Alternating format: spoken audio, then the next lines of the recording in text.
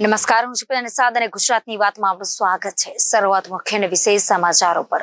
કોંગ્રેસ ચૂંટણી ન લડી શકે તે માટે 11 એકાઉન્ટ ફ્રીઝ કરાયા। ત્યારે પ્રદેશ કોંગ્રેસ પ્રમુખ શક્તિસિંહ ગોહિલે પ્રેસ કોન્ફરન્સ યોજીને ભારતીય જનતા પાર્ટી પર આકરા શાબ્દિક પ્રહાર કર્યા છે। આ મામલે ચર્ચા વિસ્તારથી કરીશું। કોંગ્રેસના ઇલેક્ટોરલ બોન્ડના આક્ષેપ મામલે પ્રદેશ ભાજપે આકરા પ્રહાર કર્યા છે। આ મામલે પણ ચર્ચા વિસ્તારથી કરીશું। ત્યારે વાત કરીશું લોકસભાના ઉમેદવારની સીડી દિલ્હી પહોંચી, નેતાજીનો પ્રચાર બંધ, ભાજપમાં આ મામલો હોટ ટોપિક બન્યો છે। જાણો માહિતી વિસ્તારથી। બેઠક પર રંજનબેન ભટ્ટ નહીં લડે ચૂંટણી, સોશિયલ મીડિયા પર પોસ્ટ કરી ચૂંટણી ન લડવા ઈચ્છા વ્યક્ત કરી છે।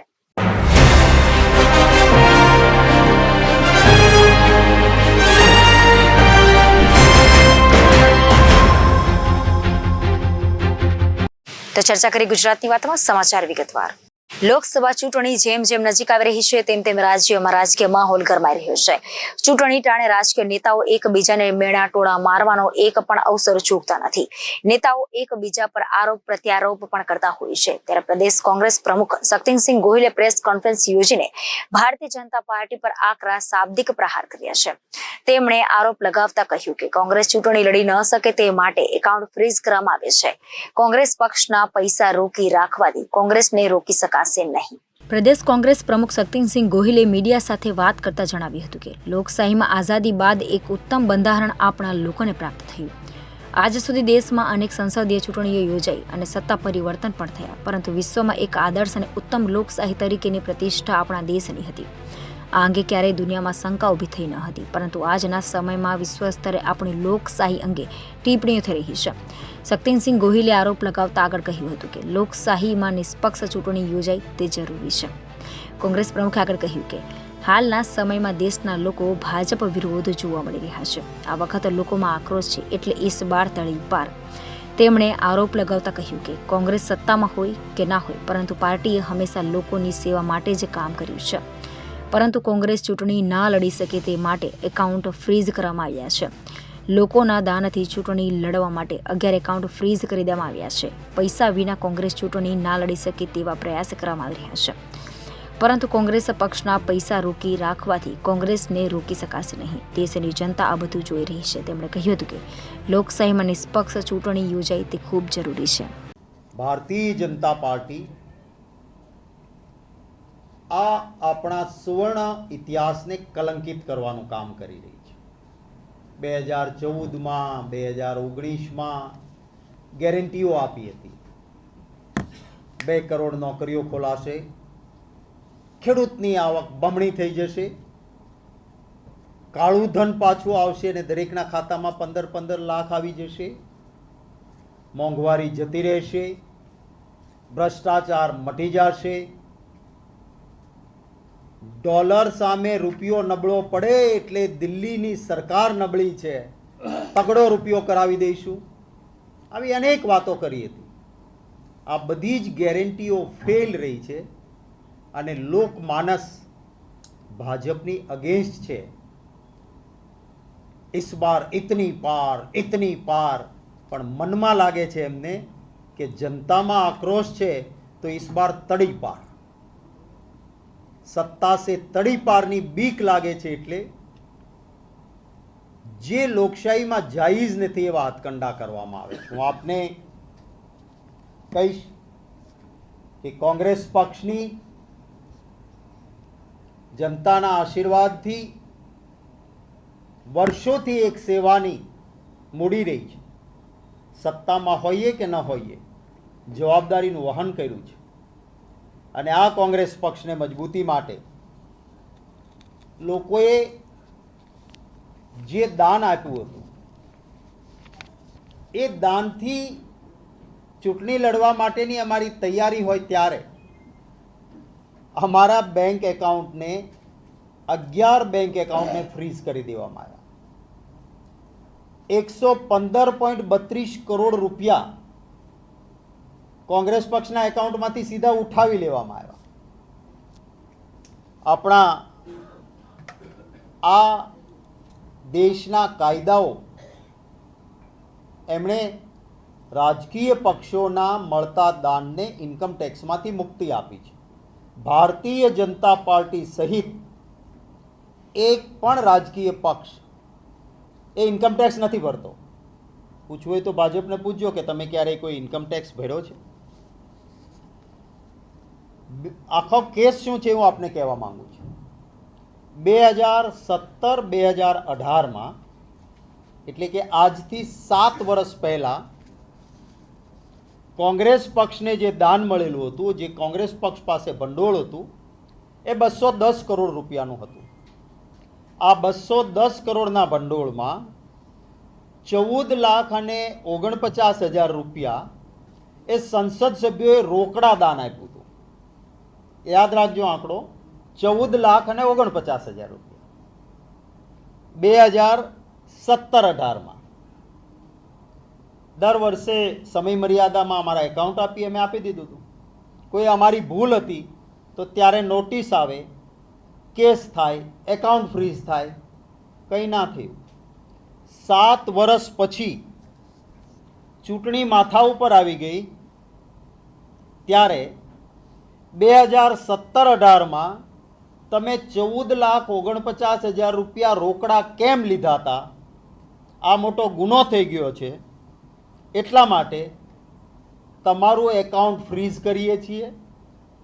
તમારા ખાતામાં 115 કરોડ 32 લાખ છે એ લઈ લઈએ છીએ. 11 ખાતાઓ ફ્રીઝ કર્યા અને કહ્યું કે તમારે 210 કરોડ 25 લાખ રૂપિયા ભરવાના છે પેનલ્ટી. શું કામ? કે તમે રોકડા 14,49,000 કેમ લીધા? ઇન્કમટેક્સના કાયદાની કલમ 234 કહે છે કે રાજકીય પક્ષે અમે સમય મર્યાદામાં એકાઉન્ટ આપી દીધા, પછી કોઈ ક્ષતિ નીકળે તો મેક્સિમમ પેનલ્ટી કેટલી? 10,000 રૂપિયા. અમને દંડ કેટલો થઈ શકે? કદાચ એ ભૂલ નીકળી કે 14,49,000 રૂપિયા રોકડા કેમ લીધા, આ ભૂલ થઈ ગઈ તો કાયદો એમ કહે છે કે 10,000 રૂપિયા દંડ થાય. 106% વધારે પેનલ્ટી. હવે આ જ વસ્તુ અમને એમણે 2017-18માં કીધી હોત તો અત્યાર સુધીમાં અમારો કેસ સુપ્રીમ કોર્ટમાં ચાલી ગયો હોત, અમને ન્યાય મળી ગયો હોત, નિર્ણય થઈ ગયો હોત.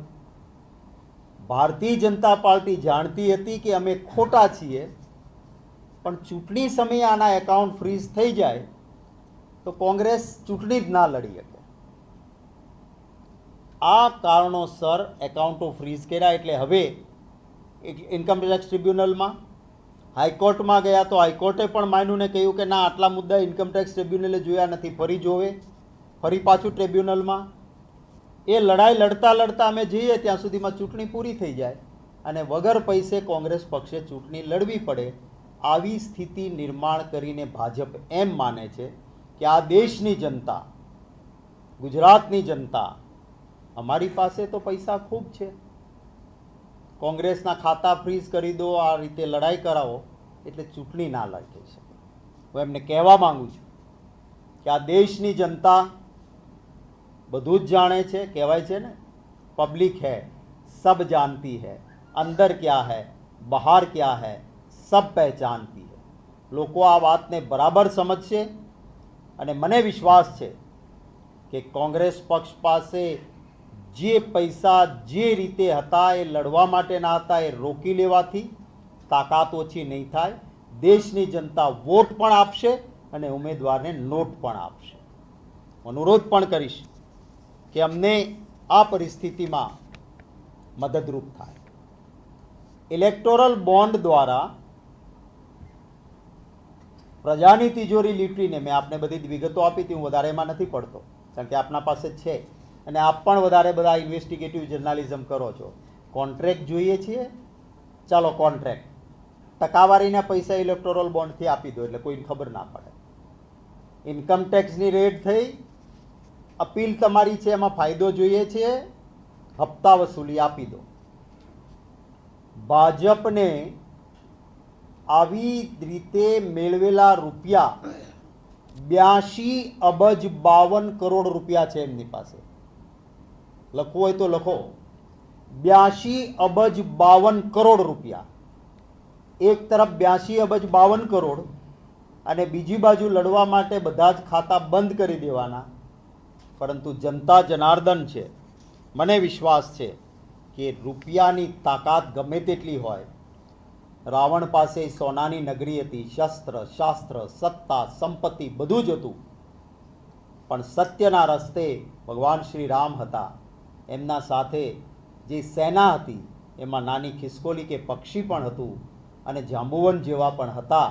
એમાં દેશના લોકો અમને મદદ કરશે અને અમને વિજય થશે એવી મને પૂરી ખાતરી છે. ભારતીય જનતા પાર્ટીએ હમણાં એક બીજી હાસ્યાસ્પદ નોટિસ આપી. આ તો ચાલે જ છે, પાછી એક બીજી નોટિસ આપી કે 1993-94માં જ્યારે સીતારામ કેસરીજી હતા કોંગ્રેસમાં પ્રમુખ, એ સમયે જે એકાઉન્ટ હતા એના પિનલ ચાર્જીસની ડિટેલ ગણતરી કરીને અમને ફરીને આપો. તમે આવું સાંભળ્યું છે? 31 વર્ષ પછી કોઈ કાયદામાં જોગવાઈ નથી. તમે હું બધા આપણે ઇન્કમટેક્સ ભરીએ છીએ, એક મર્યાદા હોય. કોઈ 31 વર્ષ પહેલાંના કાગળ આપણી પાસે માંગી શકતું નથી. આ એક બીજી નોટિસ આપી કે 93-94માં 31 વર્ષ પહેલાં પિનલ ચાર્જીસ શું હતા એની ડિટેલ ભરીને અમને મોકલજો. આ રીતે કોંગ્રેસ પક્ષને પરેશાન કરવાના જે ષડયંત્રો ચાલે છે એની વાત મેં આપના સમક્ષ મૂકી છે. ઇલેક્ટોરલ બોન્ડ એ માત્ર ભયમુક્ત ભ્રષ્ટાચારની વાત છે. દિલ્હીમાં કોંગ્રેસ હેડક્વાર્ટરમાં મલ્લિકા અર્જુન ખડગે, સોનિયા ગાંધી અને રાહુલ ગાંધીએ ભાજપ તથા કેન્દ્ર સરકાર સામે લોકસભા ચૂંટણી પહેલા બેંક ખાતાઓ ફ્રીઝ થઈ જવા મામલે આકરા પ્રહારો કર્યા હતા, જેને લઈને ગુજરાત ભાજપે પ્રતિક્રિયા વ્યક્ત કરી છે. લોકસભા ચૂંટણી પહેલા બેંક ખાતાઓ ફ્રીઝ થઈ જવા મામલે કોંગ્રેસના હેડક્વાર્ટરમાં જાહેર માધ્યમો સમક્ષ મલ્લિકા અર્જુન ખડગે, સોનિયા ગાંધી અને રાહુલ ગાંધીએ ભાજપ અને કેન્દ્ર સરકાર સામે આકરા પ્રહારો કર્યા હતા. તેમણે ભાજપ પર આક્ષેપ કરતા જણાવ્યું હતું કે કોંગ્રેસના બેંક ખાતા ફ્રીઝ કરી દેવાયા છે. કોંગ્રેસ લોકસભા ચૂંટણી જ ન લડી શકે તે માટે ભાજપે આ કાર્યવાહી કરી છે. અમારે લોકતંત્ર બચાવવું છે અને બધાને સમાન તક મળવી જોઈએ. મોદી સરકારે દેશના સંસાધનો, મીડિયા અને બંધારણીય તથા ન્યાયિક સંસ્થાનો પર કબજો કરી લીધો છે. કોંગ્રેસ નેતાઓના આક્ષેપ અંગે ગુજરાત ભાજપે પણ ઉગ્ર પ્રતિક્રિયા આપી છે. કોંગ્રેસના બેંક ખાતા ફ્રીઝ થવા મુદ્દે પ્રદેશ Bhajap media convener doctor Yagnesh દવેએ કોંગ્રેસ પર આકરા પ્રહાર કર્યા છે. કોંગ્રેસ અત્યારે હતાશા અને હારનો સામનો કરી રહી છે. દેશની જનતા કોંગ્રેસની સાથે નથી. કોંગ્રેસના નેતાઓ તેનો સાથ છોડી રહ્યા છે. કોંગ્રેસે દેશની જનતાનું ધ્યાન ભટકાવવા માટે પ્રયાસો કર્યા છે. કોંગ્રેસનું બેંક ખાતું એ દેશનું ખાતું નથી. કોંગ્રેસે 5,000 કરોડનું નેશનલ હેરાલ્ડનું ગબન કર્યું છે. કોંગ્રેસે 5,000 કરોડ ગબન કર્યા તેનો ખુલાસો કરવો જોઈએ. ભાજપે કોઈ ખાતા સીલ કર્યા નથી. ઇન્કમટેક્સ વિભાગે કોંગ્રેસના બેંક ખાતા સીલ કર્યા છે. ઇન્કમટેક્સ વિભાગના દેશના દરેક નાગરિકો અને સંસ્થાઓ માટે એક સમાન કાયદા છે. ઇન્કમટેક્સ રિટર્નમાં યોગ્ય જાણકારી આપી ન હોય તો ઇન્કમટેક્સ ખાતું અમારી સામે પગલાં લઈ શકે છે. આજે કોંગ્રેસ દ્વારા એક પત્રકાર પરિષદ કરવામાં આવી, જેમાં રાહુલ ગાંધી, સોનિયા ગાંધી અને ખડગેજી આ ત્રણેય જણાએ એક જ સૂરની અંદર એમના કોઈ ખાતા ફ્રીઝ થઈ ગયા બાબતની અધૂરી જાણકારી દેશને આપી. ખાસ તો એ જણાવવાનું કે કોંગ્રેસ અત્યારે હતાશા અને હાર બંનેનો સામનો કરી રહી છે. કારણ કે જ્યાં દેશની જનતાનો સપોર્ટ નથી, દેશની જનતા કોંગ્રેસની સાથે નથી, અને દેશની જનતા તો જવા દો, કોંગ્રેસના કાર્યકર્તાઓ એમની સાથે નથી, કોંગ્રેસના નેતાઓ પણ એમની સાથે નથી. એ પણ એમનો સાથ ધીરે ધીરે કરીને છોડી રહ્યા છે. સાંસદો હોય કે ધારાસભ્યો હોય, દરેક રાજ્યની અંદર તમે જુઓ તો રોજ એક આગા પાછા થઈ રહ્યા છે. એટલે આ પરિસ્થિતિ કોંગ્રેસ સામનો કરી રહી છે. ત્યારે કોંગ્રેસ એ બાબતથી દેશની જનતાનું ધ્યાન બીજે દોરવા માટે એક જૂઠવાળી પ્રેસ કોન્ફરન્સ એમણે કરી. કેટલા જૂઠ બોલ્યા એ હું તમને આની અંદર બતાવીશ. કોંગ્રેસે એ રજૂઆત કરી કે અમારા ખાતા ફ્રીઝ કરવામાં આવ્યા છે, દેશના ખાતા ફ્રીઝ કરવામાં આવ્યા છે. ઇન્ડિયા ગઠબંધન એટલે ઇન્ડિયા, અને ઇન્ડિયાના ખાતા ફ્રીઝ થયા, દેશના ખાતા ફ્રીઝ થયા. રાહુલ ગાંધી આજે નહીં, ભૂતકાળમાં પણ દેશનું અપમાન વિદેશમાં કરી ચૂક્યા છે, ઘણી બધી જગ્યાએ કરી ચૂક્યા છે, દેશની અંદર પણ કરી ચૂક્યા છે. આ એ દેશના લોકતંત્રનું અપમાન કરી રહ્યા છે. કોંગ્રેસનું ખાતું એ દેશનું ખાતું નથી. કોંગ્રેસનું એક એકાઉન્ટ સીઝ થયું છે, અને કોંગ્રેસનું એક એકાઉન્ટ સીઝ થયા એટલે દેશનું ખાતું સીઝ થયું. રાહુલ ગાંધીનું જ્ઞાન મને એવું લાગે છે કે રાજનૈતિક જ્ઞાન તો નથી જ, પરંતુ કાયદાકીય જ્ઞાન પણ ક્ષીણ થઈ ગયું હોય એવું દેખાઈ રહ્યું છે. કારણ કે એ પોતાના ખાતાને દેશનું ખાતું ગણાવી રહ્યા છે. તે પોતાની પ્રોપર્ટીને જો દેશની પ્રોપર્ટી ગણાવી હોત તો તમે 75 લાખ કે 50 લાખની ઇન્વેસ્ટમેન્ટમાં 5,000 કરોડ રૂપિયાનું નેશનલ હેરાલ્ડનું જે ગમન કર્યું એ 5,000 કરોડ ક્યાં ગયા? માત્ર 200 કરોડના ખાતા સીઝ થયાની બાબતમાં તમે જો પ્રેસ કરતા હો તો પહેલાં તમારા 5,000 કરોડ જે તમે ગમન કર્યા છે એનો તમે ખુલાસો કરો કે ક્યાં ગયા એ રૂપિયા. એટલે આ એક જૂઠ મૂઠની બાબત છે. બીજું કે ભારતીય જનતા પાર્ટીએ કોઈ ખાતા સીઝ કર્યા નથી. તો ભારતીય જનતા પાર્ટી કે નરેન્દ્રભાઈના ઉપર આક્ષેપ કરવાની વાત હોય તો એ પણ તદ્દન ખોટી વાત છે, જૂઠ મૂઠની વાત છે. ખાતા સીઝ થયા છે એ ઇન્કમટેક્સ ડિપાર્ટમેન્ટ દ્વારા સીઝ થયા છે. ઇન્કમટેક્સ ડિપાર્ટમેન્ટની અંદર કોઈ સામાન્ય વ્યક્તિ હોય, કોઈ સંસ્થા હોય, કોઈ રાજકીય પક્ષ હોય કે દેશનો કોઈ પણ નાગરિક હોય, એના માટે બધા જ નિયમો બધાના માટે સરખા હોય છે. તમે તમારું જ્યારે ઇન્કમટેક્સનું રિટર્ન ન ભરો અથવા તો ઇન્કમટેક્સના રિટર્ન મુજબ જે તમે રકમ બતાવી હોય એ રકમ તમારી યોગ્ય ન હોય તો ઇન્કમટેક્સ ખાતું તમારી સામે પગલાં લઈ શકે. અને ઇન્કમટેક્સ ખાતું ક્યારેય સીધા પગલાં લઈને ખાતા સીઝ કરતું નથી. 6/7/2021 કોંગ્રેસને ઇન્કમટેક્સની નોટિસ આપવામાં આવેલી હતી કે એમણે જે એક્ઝામ્શન માગ્યું હતું એ એક્ઝામ્શન ત્યારે મળે કે જ્યારે એમના રિટર્ન પૂરેપૂરા ફાઇલ થયા હોય અને યોગ્ય ફોર્મેટમાં ફાઇલ થયા હોય. એ રિટર્ન યોગ્ય ફોર્મેટમાં ફાઇલ થયા નહોતા એટલે એમને એક્ઝામ્શન ન મળ્યું અને એટલા માટે એમને 2018-19 માટેની નોટિસ 6/7/2021 આપવામાં આવી. આ આજથી 6-7 વર્ષ પહેલાંની વાત છે કે 18-19 એમને નહોતા કર્યા એના માટેની વાત છે. અને એ 105 કરોડ રૂપિયાની ડિમાન્ડ નોટ એમને આપવામાં આવી હતી. 105 કરોડની ડિમાન્ડ નોટ માટે કોંગ્રેસના જે મોવડીઓ છે એ જે તે વખતે જે પણ હશે એ લોકો કોંગ્રેસ ત્યાં અપીલમાં ગયા, CITમાં ગયા, CCITમાં ગયા, એટલે કમિશનરમાં અપીલમાં ગયા અને છેલ્લે સુપ્રીમ કોર્ટમાં ગયા. ત્યાં સુધીમાં એમની રકમ જે હતી એ રકમ વ્યાજ સાથે વધી અને 135 કરોડ જેટલી. હવે 200 કરોડ કોઈ એમને ડિમાન્ડ આપી નથી. જ્યારે ખડગેજી એવી રજૂઆત કરતા હોય કે અમારી 100 કરોડ રૂપિયાની જે ડિમાન્ડ છે, 100 કરોડની સામે અમારા 200 કરોડ લઈ લેવામાં આવ્યા છે, કે અમારા 14 લાખની સામે લઈ લેવામાં 14 લાખની કોઈ આમાં વાત નથી. 105 કરોડ રૂપિયાની ડિમાન્ડ હતી. 14 લાખ એ સદંતર જૂઠ બોલેલું છે. અને ખડગેજી જેવા કોંગ્રેસના પ્રમુખ જ્યારે આવું જૂઠ બોલતા હોય અને દેશના સમક્ષ જૂઠ બોલતા હોય તો એ ચોક્કસ દેખાઈ આવે છે કે કોંગ્રેસે અત્યારથી હાર કબૂલી કરી લીધી છે અને એમની આ હતાશા છે. બીજું કે એ જ્યારે રિકવરી એમણે નથી ભરી એના માટેની આ નોટિસ છે. એ નોટિસને આજે 5 વર્ષ થયા અને એની સુનવાઈ પણ હજી 1 એપ્રિલના રોજ સુપ્રીમ કોર્ટમાં છે. એટલે કાયદાકીય કેસ હજી એમનો ચાલુ છે. આ માત્ર એવું નથી કે આજે થયું અને આવતીકાલે પતી ગયું.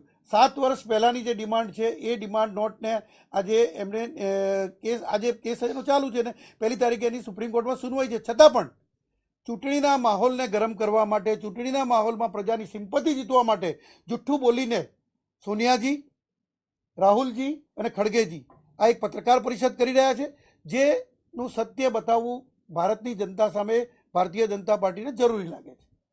બીજી વાત એ છે કે 200 કરોડ રૂપિયા માત્ર કોંગ્રેસ જોડે છે, બીજા શું પૈસા જ નથી કોંગ્રેસ જોડે? તો 5,000 કરોડનું ગમન કર્યું એ ક્યાં ગયું? આ બીજા રાજ્યોમાં ચૂંટણી લડાય છે તો ચૂંટણીના પૈસા જે ખર્ચાય છે એ ક્યાં ગયા? એટલે માત્ર 200 કરોડનું એક ખાતું સીઝ થયું એના કારણે કોંગ્રેસ એવું કહે છે કે અમારી જોડે રેલવેના ટિકિટના પૈસા નથી, અમારી જોડે પ્લેનની ટિકિટના પૈસા નથી. એટલે કોંગ્રેસના નેતાઓ સદંતર જૂઠાણું બોલી રહ્યા છે એ આના ઉપરથી દેખાઈ આવે છે. એટલે આ પ્રેસ કોન્ફરન્સ એ સદંતર જૂઠ બોલી અને એમણે કરેલી એક પત્રકાર પરિષદ છે. અને એટલું સ્પષ્ટ કહેવામાં આવે છે કે રાહુલ ગાંધીનું રાજકીયની સાથે સાથે એમનું કાયદાકીય જ્ઞાન પણ ઓછું છે અથવા તો જાતે કરીને કાયદાકીય જ્ઞાન હોવા છતાં દેશની જનતા સમક્ષ જૂઠ બોલી રહ્યા છે.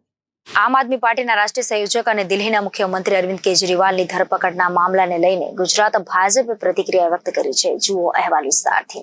આમ આદમી પાર્ટીના રાષ્ટ્રીય સંયોજક અને દિલ્હીના મુખ્યમંત્રી અરવિંદ કેજરીવાલની ધરપકડના મામલે ગુજરાત ભાજપે પ્રતિક્રિયા વ્યક્ત કરી છે. પ્રદેશ મુખ્ય પ્રવક્તા યમલભાઈ વ્યાસે પત્રકાર પરિષદને સંબોધન કર્યું હતું અને આકરા પ્રહારો કર્યા હતા. તેમણે જણાવ્યું હતું કે છેલ્લા 10-12 વર્ષમાં એમણે જે અન્ના હજારેના આંદોલનનો ઉપયોગ કરી ભ્રષ્ટાચાર વિરુદ્ધ જે મુહિમ ચલાવી હતી અને એના આધારે લોકોનો એક વર્ગનો જે વિશ્વાસ પ્રાપ્ત કર્યો હતો, બાદ જે ધક્કો પહોંચે એવો ઘાટ સર્જ્યો હતો, જેના ઈડી પાસે પણ સાબિતી છે. તેમણે વધુમાં જણાવ્યું હતું કે અરવિંદ કેજરીવાલની આ નીતિ રહી હતી અને એમના ચરિત્રની આ સત્યતા છે. વધુમાં જુઓ આ અહેવાલ વિસ્તારથી. પકડ કરવામાં આવી. આજે તેમણે સુપ્રીમ કોર્ટમાં અરજી કરી હતી અને પછી એમને ખ્યાલ આવ્યો હશે કે આ અરજી ખારિજ થાય એટલે એમણે અરજી પાછી ખેંચી લીધી. છેલ્લા 10-12 વર્ષમાં એમણે જે અન્ના હજારેના આંદોલનનો ઉપયોગ કરી અને ભ્રષ્ટાચાર વિરુદ્ધ જે મુહિમ ચલાવી હતી અને એના આધારે લોકોનો એક વર્ગનો વિશ્વાસ ક્યારેક પ્રાપ્ત કર્યો હતો, એને ખૂબ મોટો ધક્કો પહોંચે એ પ્રકારનો ભ્રષ્ટાચાર એમણે અને એમની સરકારે દિલ્હીમાં કર્યો છે અને આ વાતની ઈડી પાસે સાબિતી છે. ઈડીએ તેમને 9 વખત સમન્સ મોકલ્યા અને પછી પણ એનો સંપૂર્ણ અનાદર કર્યો. ત્યારબાદ એમની ધરપકડ કરવાની ફરજ પડી. એમને જે શરાબ નીતિ 2022માં બદલી, એમાં જે કંઈ મોટો ભ્રષ્ટાચાર થયો છે એમાં સુપ્રીમ કોર્ટના રજૂ કરવામાં આવેલા રેકોર્ડ પ્રમાણે 330 કરોડથી વધુની મની ટ્રેલ પણ મળી છે કે એમના લાગતા વળગતાને પહોંચ્યા હશે પૈસા. સીએજીનો રિપોર્ટ એમ કહે છે કે 2000 કરોડથી વધારેનો ભ્રષ્ટાચાર થયો છે અને સતત ઈમાનદારીની વાત કરવી, ભ્રષ્ટાચારનો વિરોધ કરવાની વાત કરવી અને આ પ્રકારનો ભયંકર ભ્રષ્ટાચાર કરવો, આ અરવિંદ કેજરીવાલની નીતિ રહેલી છે. આ એમની ચરિત્રની આ સત્ય છે. ભૂતકાળમાં યાદ હશે સૌને કે રિક્ષામાં બેસીને મને કોઈ પદનો મોહ નથી એ કરનારા અત્યારે એમના મુખ્યમંત્રી પદને વળગી રહેવા માટે ભૂતકાળમાં એ પણ કહેતા હતા કે કોઈ પણ આક્ષેપ થાય, આરોપ થાય એટલે તરત જ પદ છોડી દેવું જોઈએ અને એ અત્યારે હવે જેલમાંથી દિલ્હીની સરકાર ચલાવવાની વાત કરે છે અને એ ચલાવવાનું કદાચ એમને સરળ પણ પડે કારણ કે એમના અનેક મંત્રીઓ પણ અંદર છે.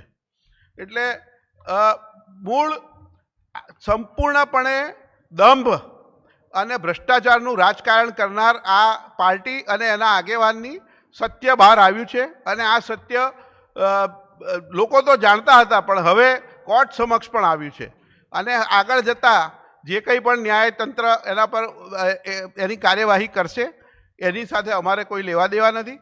પરંતુ એક વાત સુનિશ્ચિત છે કે આમ આદમી પાર્ટીએ જે લોકોને ભરમાવવાના જે અનેક પ્રયત્નો કર્યા છે, ગુજરાતમાં પણ એમણે ભૂતકાળમાં ચૂંટણી હતી ત્યારે જાત જાતની વાતો કરી હતી અને ત્યારબાદ લોકોએ જ્યારે સંપૂર્ણ જાકારો આપ્યો ત્યારબાદ ગુજરાત તરફ પાછું વળીને એમણે જોયું નથી. માત્ર રાજકીય તક સાધુ લોકોની બનેલી આ પાર્ટી લોકોને બહેકાવવાનું, લોકોને ભ્રમમાં નાખવાની આ પ્રકારની રાજનીતિ કરી છે અને એનો હવે જ્યારે પર્દાફાશ થયો છે, જ્યારે સત્ય લોકો સમક્ષ બહાર આવ્યું છે ત્યારે ગુજરાતના લોકો તો પહેલાં જાણતા જ હતા, હવે આ દેશના લોકો જાણી ગયા છે કે આ કેવી ભ્રષ્ટાચારી અને દંભી પાર્ટી છે. સાથે સાથે મારે કોંગ્રેસને પણ એ પ્રશ્ન પૂછવાનો છે કે 2022માં જ્યારે સરકારે નવી શરાબ નીતિ જાહેર કરી દિલ્હીમાં, ત્યારે તેમના દિલ્હીના અધ્યક્ષે એક પત્ર લખી અને ત્યાંના પોલીસ કમિશનરને જણાવ્યું હતું કે કયા પ્રકારનો ભયંકર ભ્રષ્ટાચાર થયો છે, આમાં કોણ કેવી રીતે બધી વિગતો એમણે ભ્રષ્ટાચારની આપી હતી. અને હવે જ્યારે કોંગ્રેસ ઇન્ડી ગઠબંધનમાં એમનો સમાવેશ કરવા માગે છે, કરી લીધો છે અને એમની સાથે ચૂંટણી લડે છે, ત્યારે મારે કોંગ્રેસના લોકોને પણ પૂછવાનું છે કે તમે આ શું આ એમના ભ્રષ્ટાચારનો એને એન્ડોર્સ કરો છો, એને સમર્થન આપો છો? આ પ્રકારની જે કંઈ પણ એમની ભ્રષ્ટાચારની જે નીતિ બહાર આવી છે એને કોંગ્રેસ એ બાબતે એને સપોર્ટ કરે છે કે નહીં એ સ્પષ્ટતા ગુજરાતના અને દેશના લોકો સમક્ષ થવી જોઈએ. આ સિવાય કોંગ્રેસ પાર્ટીને જે ઇલેક્ટ્રોલ બોન્ડ બાબતમાં પણ જે ભ્રમ ફેલાવવાના પ્રયત્નો 2 દિવસથી કરી રહી છે એ બાબતે ફરી એક વખત ટૂંકમાં સ્પષ્ટતા કરું કે 2018-19માં ઇન્કમટેક્સના નિયમ કાયદા મુજબ જે રિટર્ન ભરવાનું હોય એમાં જે વિગતો આપવાની હોય તે ન આપવાના કારણે ઇન્કમટેક્સ વિભાગે પ્રોસિજર પ્રમાણે નોટિસ આપી હતી. એ નોટિસનો અનાદર કરવામાં આવ્યો. ટેક્સની જે ડિમાન્ડ કાઢવામાં આવી હતી તે ભરવામાં ન આવી અને એની સામે જે અપીલ કરી હતી એ અપીલ ખારીજ થઈ ગઈ. હાઈકોર્ટમાં પણ સ્ટે ન મળ્યો.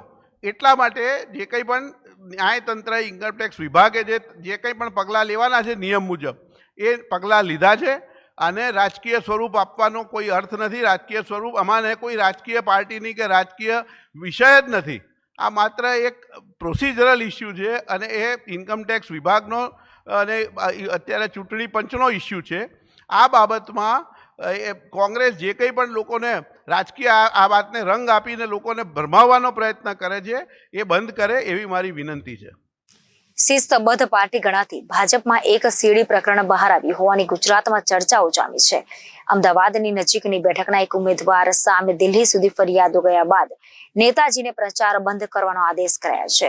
સૂત્રો એમ પણ કહી રહ્યા છે કે ઉમેદવાર બદલાઈ રહ્યા છે. આગામી દિવસોમાં ભાજપ કેવો નિર્ણય લેશે એની પર મોટો માદર છે. પણ આજે ગુજરાત ભાજપમાં સીડી પ્રકરણે ભારે ચર્ચા જગાવી છે.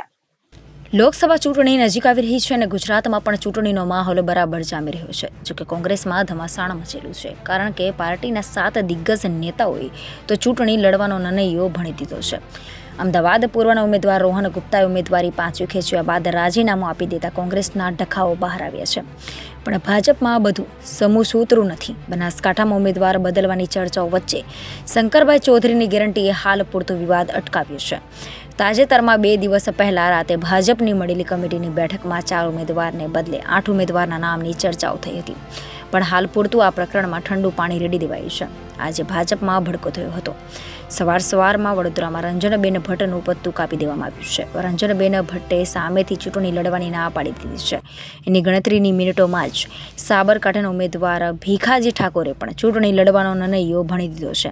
હવે કોનો વારો એ ભાજપમાં ચર્ચાનો વિષય છે.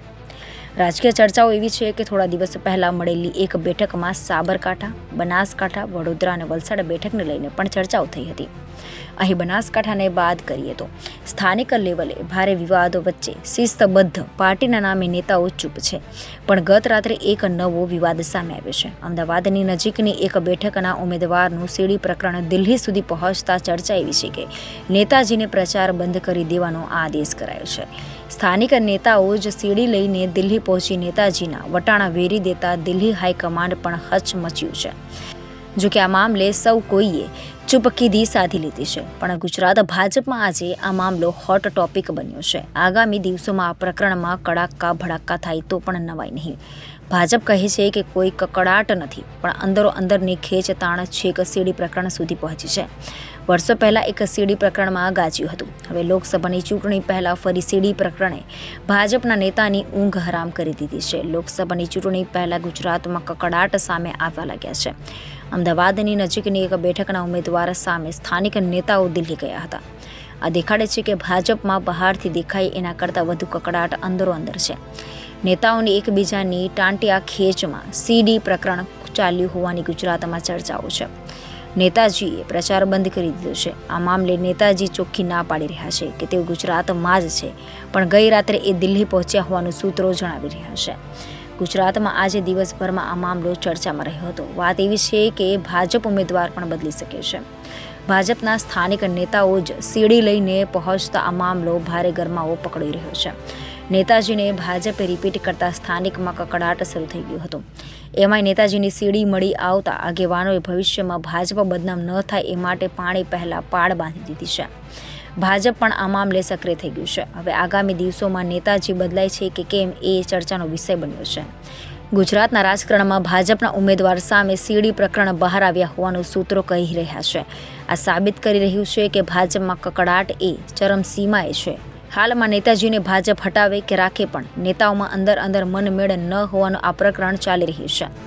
આ ફક્ત એક જ ઉમેદવારની વાત નથી. ભાજપે જે 22 ઉમેદવાર જાહેર કર્યા છે એમાં 4 બેઠકો પર વિવાદોએ જોર પકડ્યું છે. મધ્ય ગુજરાતના રાજકારણમાં આજે આ પ્રકરણ હોટ ટોપિક બન્યું છે. ચર્ચા એવી પણ છે કે આ બેઠકના ઉમેદવાર બદલાઈ શકે છે. ભાજપે પ્રચારની ના પાડતા નેતાજીનો પ્રચાર અટકી ગયો છે. હવે આગામી દિવસોમાં દિલ્હી હાઈકમાન્ડ શું નિર્ણય લેશે એની પર ગુજરાત લોકલ લેવલે ફેરફાર થશે. ગુજરાતની સાબરકાંઠા બેઠક પર ઉમેદવારને નામે જ્ઞાતિ સમીકરણો મેળ ખાઈ રહ્યા નથી. ભાજપે જાહેર કરેલા ઉમેદવાર સામે આદિવાસી સમાજના હોવાના આક્ષેપો લાગ્યા છે. સ્થાનિક નેતાઓએ જ આ વિરોધ ઉઠાવ્યો છે. કોંગ્રેસે અહીં આદિવાસી સમાજના નેતા તુષાર ચૌધરીને મેદાને ઉતાર્યા છે. અહીં ભીખાજી ઠાકોર સામે વિવાદ વધ્યો છે.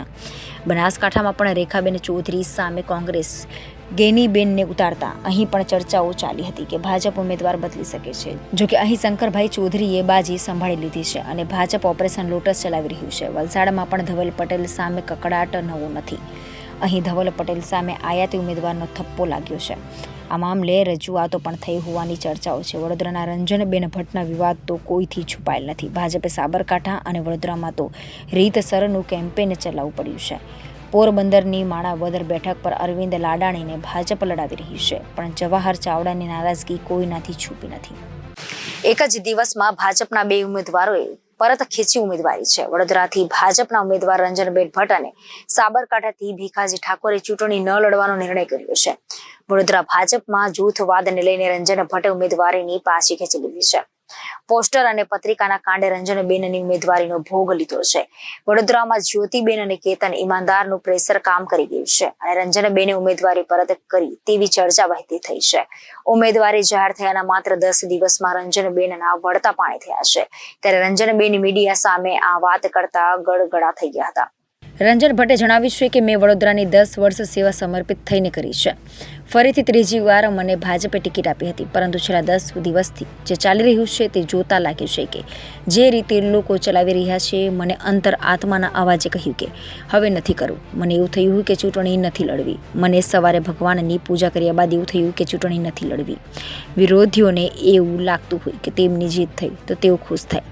હું તો ભાજપને સમર્પિત છું. કાર્યકર તરીકે આગળ પણ કામ કરતી રહીશ. વડોદરાની સીટ છોડીને પીએમ મોદીએ મને સેવા કરવાની તક આપી હતી. હું હંમેશા સમર્પિત રહીને પ્રજા વચ્ચે રહીશ.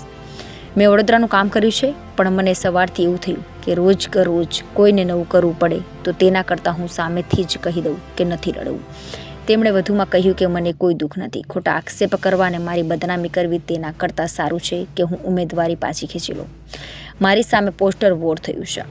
તેમાં કોંગ્રેસના પ્રમુખનો હાથ છે. તેમાં તપાસ થઈ રહી છે. તેમાં સાચું બહાર આવશે. મને સરકાર પર વિશ્વાસ છે કે જે વ્યક્તિ પાછળ સંડોવાયેલા હોય તેને શોધી કાઢશે. પરંતુ વડોદરામાં સંસ્કારની નગરીમાં છેલ્લા 10 દિવસથી જે લોકો કરી રહ્યા હતા તે મારી બદનામી થાય તેના કરતાં ઉમેદવારી પાછી ખેંચી લેવું સારું. તો હવે ગુજરાતની વાતમાં લઈએ વિરામ. વધુ સમાચારો માટે જોતા રહો જનાદેશ ન્યૂઝ. નમસ્કાર.